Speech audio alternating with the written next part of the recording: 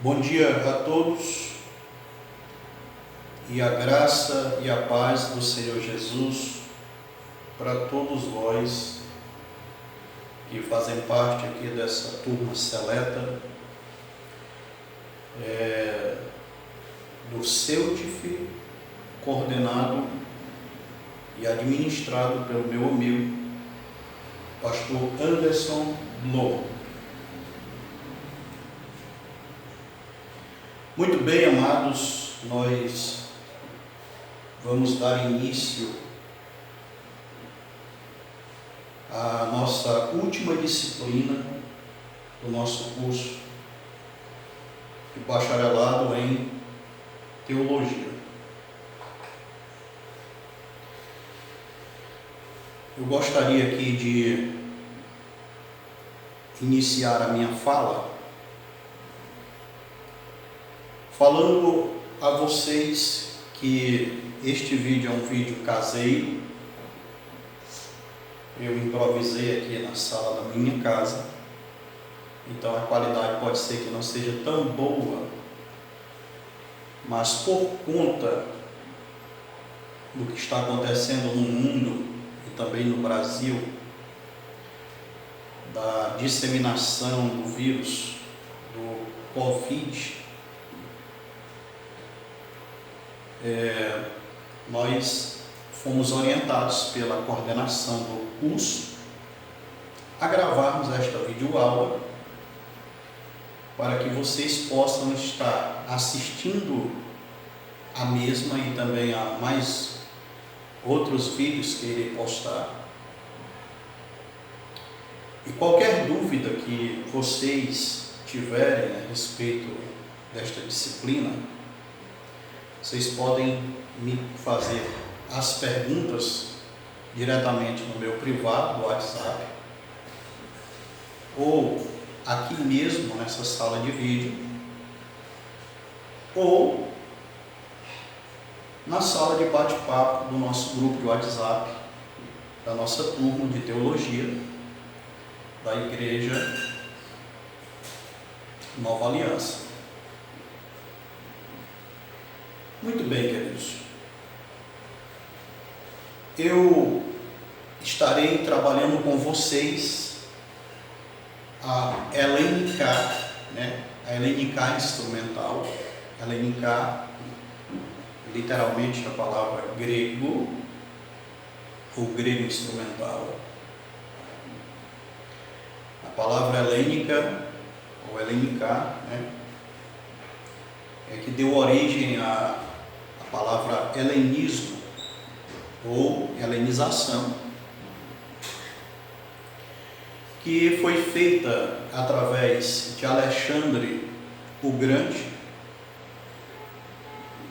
quando conquistou povos na Europa, na Ásia e também na África. Esta palavra foi muito difundida por causa da paideia grega. O que era a paideia grega? A paideia grega era a cultura grega. E foi exatamente isto que Alexandre o Grande fez quando se tornou o maior conquistador da história. Ao disseminar a cultura grega, a paideia grega, aos povos conquistados. E nós vamos estudar aqui não o grego clássico ou o grego erudito, mas o grego instrumental, o grego koiné, ou a koiné diatek. O grego koiné, que foi escrito o Novo Testamento, originalmente, e que foi transliterado do hebraico para esta língua grego koiné. Segundo a tradição, reza por 72 anciãos eruditos judeus, num período de 72 dias que ficou conhecida como Septuaginta. Então, tanto a Septuaginta do Antigo Testamento, quanto o grego do Novo Testamento, são baseados na Koine Diatheke, tá bom? Eu sou o pastor Sidney Pinheiro, licenciado em Teologia, sou mestre em Teologia, licenciado em Pedagogia, também sou licenciado em Filosofia e pós-graduado em Docência do Ensino Superior. Já estudo as línguas hebraica e grega há alguns anos. Não sou erudito, não sou falante das línguas. Falante é aquela pessoa que interage 100%, conhece todas as palavras, todas as regras. Eu sou leitor, como a maioria dos professores de línguas hebraica e grega o são. Mesmo porque tanto o hebraico do Antigo Testamento quanto o grego do Novo Testamento são línguas para serem estudadas, porque tanto o hebraico do Antigo Testamento, que difere do hebraico moderno, quanto o grego do Novo Testamento, que também difere do grego moderno em muitas coisas, são línguas mortas, são línguas para serem estudadas. Então nós estudamos essas línguas para termos uma compreensão melhor daquilo que os escritores falaram ou quiseram falar, quiseram transmitir originalmente. Isso é interessante porque essas línguas, elas nos dão um norte daquilo que realmente esses escritores transmitiram na sua época. Existem várias versões, tanto do Antigo quanto do Novo Testamento. Existem vários tradutores que traduziram essas línguas para o alemão, para o francês, espanhol, português e etc. Mas vocês vão perceber no decorrer dessas aulas que a transliteração é diferente de tradução, porque a transliteração ela é feita a partir daquilo que foi escrito na língua mãe, ou hebraico ou grego, e a tradução ela é feita a partir daquilo que se compreende no idioma de cada nação. Por exemplo, uma tradução da língua grega para a língua portuguesa requer que a gente às vezes faça algum arranjo para que o texto tenha um determinado sentido. Tá bom? Então nós vamos ver isso no decorrer das nossas aulas. Então na unidade 1 nós vamos analisar a evolução da língua grega antiga, dos dialetos até a Koine Diatheke, até o grego Koine. Nós temos aí uma imagem, uma imagem assim, moderna, um manuscrito, feito a partir do papiro, uma folha de papel antiga, e um vaso de barro. O povo judeu tinha o costume de pegar os manuscritos e colocá-los em vasos de barro. Foi dessa forma que foram encontrados os manuscritos de Qumran em 1948, quando em 11 cavernas encontraram inicialmente alguns manuscritos. Isso durou muitos anos, foram muitos anos que exploraram essas cavernas, até que conseguiram encontrar o maior número de papiros e pergaminhos, e existe até uma placa em ouro também, gravada em hebraico, e era essa forma que eles armazenavam os manuscritos. Por isso que chegaram muitos deles até nós nos dias atuais, por causa da proteção do vaso de barro. O grego, ele tem os seus períodos, a língua grega tem os seus períodos, como a tem qualquer uma das línguas que nós formos estudar, seja a portuguesa, a inglesa, a francesa e etc. Então nós vamos analisar aqui o período grego chamado de período formativo. O período formativo é marcado pelos jônios, que era um grupo de povos que compunham a Grécia Antiga. Esse período formativo, ele vai de 1500 antes de Cristo até o ano 900 antes de Cristo. As obras ditas homéricas, ou as obras homéricas, por exemplo, eu citei aqui a Ilíada, a Odisseia e os hinos homéricos. Assim como as obras de Hesíodo, que foi outro grande poeta da época, Homero, poeta cego, né? Hesíodo, grande poeta que falou sobre o nascimento do mundo, foram escritas num dialeto literário chamado de grego homérico ou grego épico, que consiste em grande parte do antigo jônico, com alguns empréstimos do eólico, que era o dialeto do norte.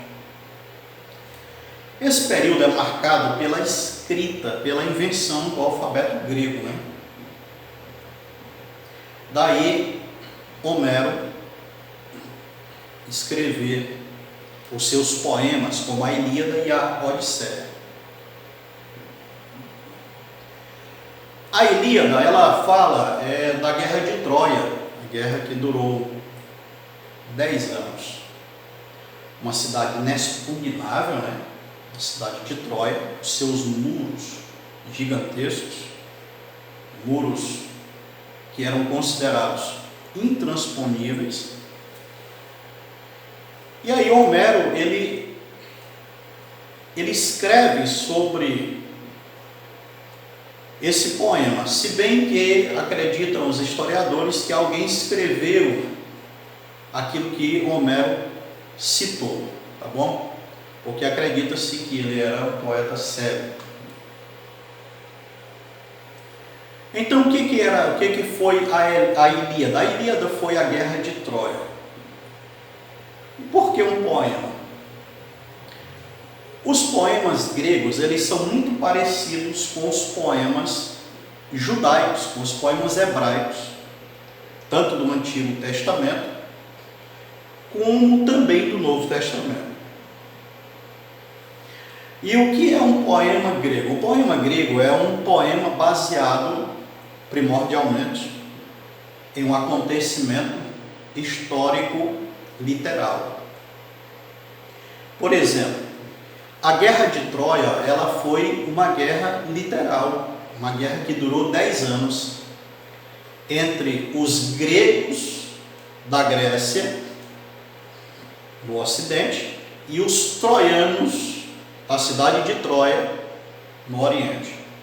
Foi a primeira grande guerra entre dois continentes, entre o Ocidente e o Oriente, narrada em poemas. A questão é que Homero, ele alegorizou esta guerra de uma forma interessante, porque os escritos gregos antigos eram, na sua maioria, poéticos, em linguagem poética. Ele vai falar que toda a guerra de Troia foi iniciada por causa do príncipe Paris, irmão do príncipe Heitor, que eram da cidade de Troia. Quando vieram encontrar-se com o rei da Grécia,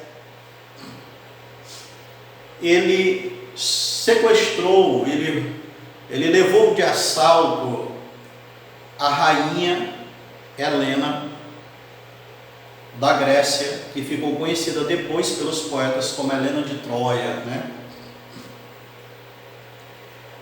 isso desencadeou uma guerra entre os gregos e os troianos. Aí ele vai acrescentar que essa guerra foi iniciada no panteão dos deuses gregos no Monte Olimpo, por causa da inveja das deusas, porque cada uma delas queriam ser mais bela do que a outra. Chegaram até Zeus, e Zeus não respondeu de imediato. Então Hera, Afrodite e a deusa, essas deusas entraram numa discórdia para saber qual delas era a mais bela, né? E aí Afrodite começou a seduzir o príncipe Paris. E o resultado final é que os deuses tiveram uma influência sobre esta guerra. A Odisseia é o retorno do rei Ulisses da cidade de Ítaca para a sua terra, que demorou mais 6 anos. Então, entre a guerra de Troia, que Ulisses viajou, até o seu retorno à cidade de Ítaca, foram 16 anos. E nesse processo ele desafiou Poseidon, deus dos mares. Veja que Homero vai colocar figuras alegóricas. O deus dos mares o impediu de chegar até a cidade de Ítaca, enquanto ele não reconheceu a soberania de Poseidon. Então esse período é marcado pela poesia, certo? Aí nós temos o segundo período, que é o período do grego clássico.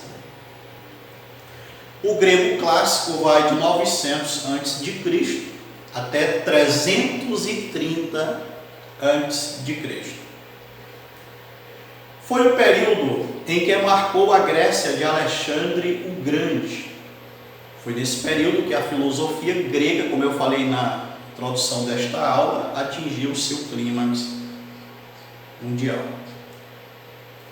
Alexandre o Grande, ele foi o responsável por helenizar o mundo conhecido da sua época, que ele havia conquistado. Naquela época, a língua grega se tornou a língua franca, a língua do comércio. Todos os grandes comerciantes falavam a língua grega, e todo grande empreendimento, o negócio era feito basicamente através desta língua. Sabemos que Alexandre morreu precocemente, entre 32 e 33 anos de idade. Isso é divergido entre os escritores e os historiadores. E o seu reino foi dividido em 4 grandes reinos: o reino de Ptolomeu, o reino de Seleu, o reino de Lisímaco e o reino de Cassandra. Os 4 generais de Alexandre o Grande herdaram as suas províncias e foram transformadas em reinos. Nesse período, Alexandre o Grande, ele difundiu, tanto ele quanto os seus 4 generais, que se tornaram reis, cada um do seu próprio reino, Ptolomeu, Seleuco, Lisímaco e Cassandro, difundiram com ênfase a filosofia grega. Os filósofos da época utilizavam o grego clássico porque era uma língua erudita. E nós vemos que, por exemplo, Sócrates foi mentor de Platão. Platão foi mentor de Aristóteles. E Aristóteles foi mentor de Alexandre o Grande.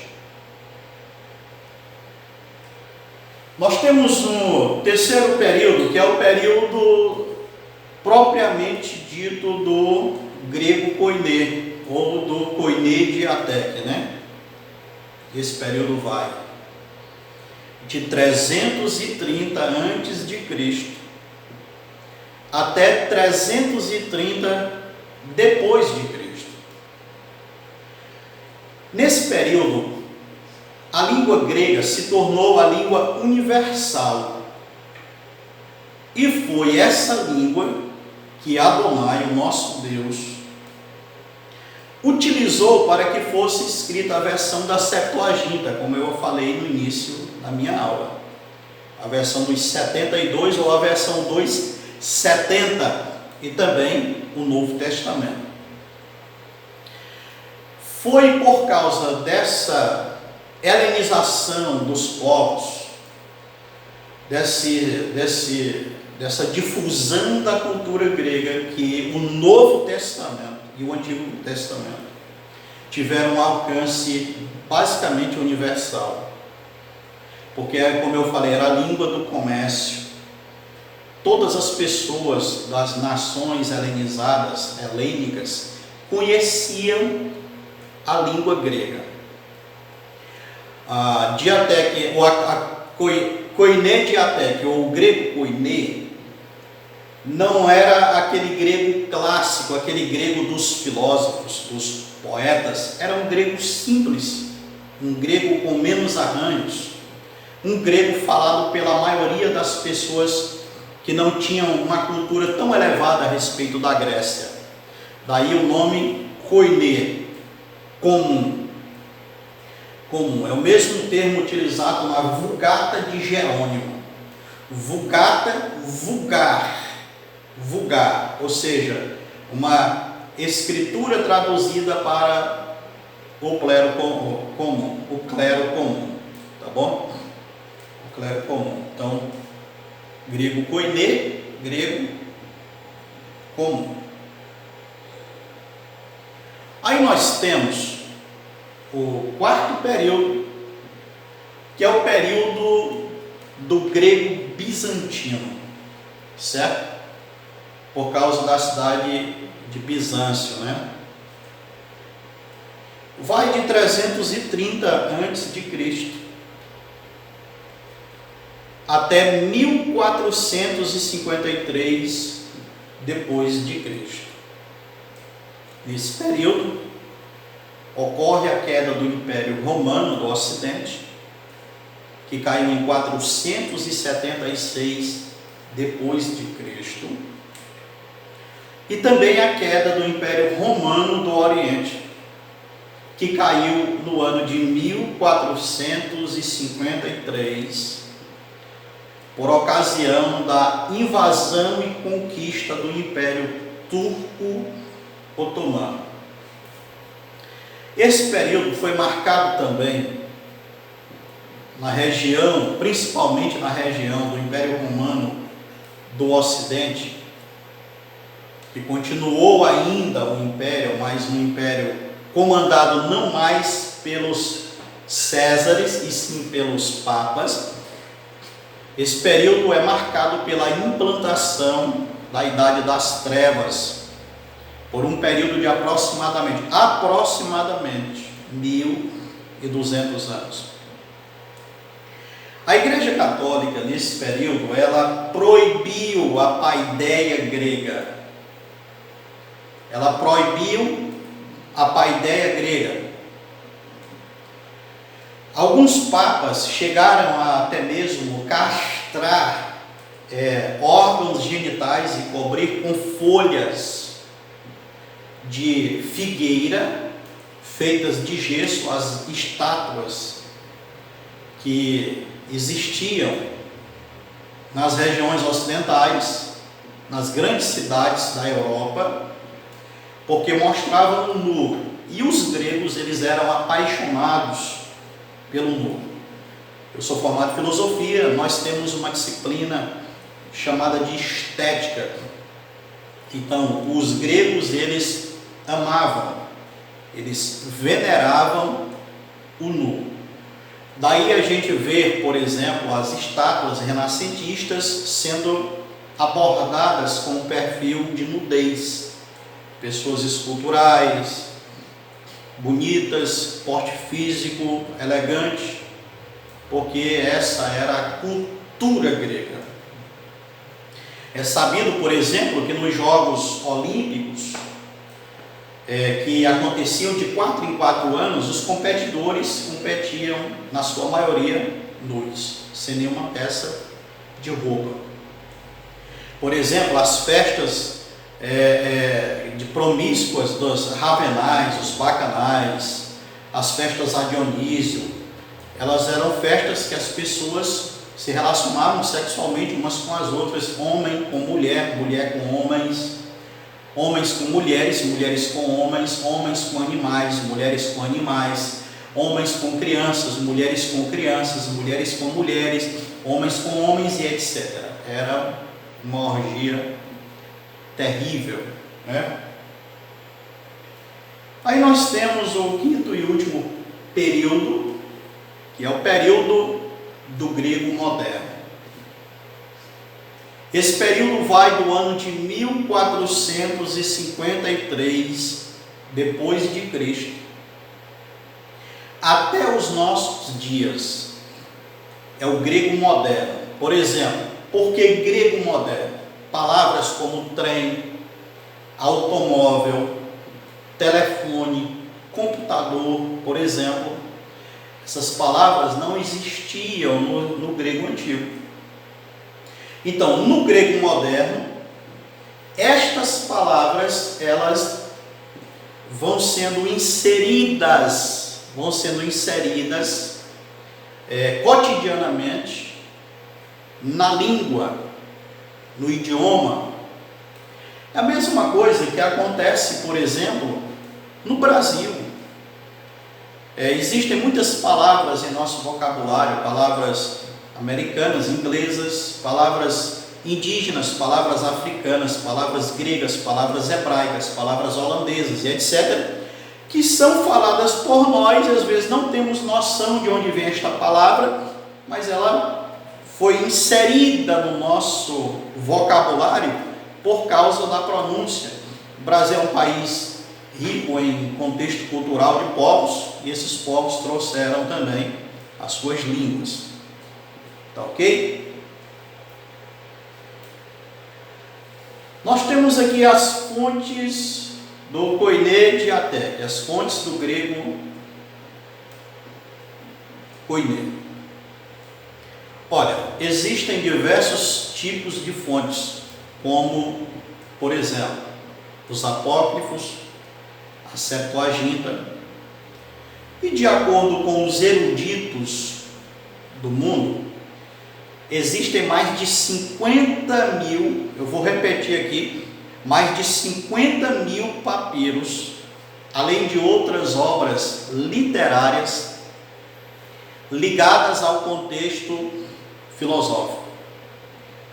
Não podemos esquecer, e muito menos deixar de comentar, que existem no Novo Testamento traços hebraicos inquestionáveis, pessoal. E isso, é claro, por causa da influência do Antigo Testamento e da versão 270 ou 72. Veja bem,